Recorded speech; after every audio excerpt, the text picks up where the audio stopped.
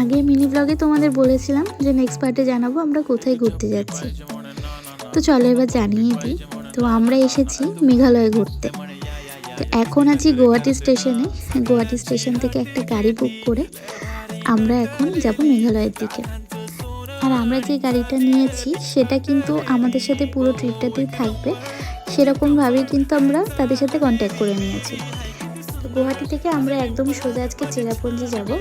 তো চেরাপুঞ্জি যাওয়ার পথে কয়েকটা সাইট সিন পড়বে, তো সেগুলো করতে করতে আমরা যাব। ফার্স্টে যেই লেকটাতে আমরা গেছিলাম সেটা হচ্ছে উমিয়ং লেক।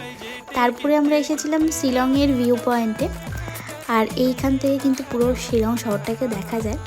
আর তারপরে গেছিলাম এলিফ্যান্ট ফলস দেখতে। প্রতিটা জায়গায় খুব সুন্দর ছিল, আর প্রত্যেকটা জায়গার ডিটেল ভিডিও আসবে আমার ইউটিউব চ্যানেলে। তো যারা এখনও সাবস্ক্রাইব করোনি তারা অবশ্যই সাবস্ক্রাইব করে যেও। তো আজ এই পর্যন্তই, দেখা হচ্ছে আবার নেক্সট ব্লগে।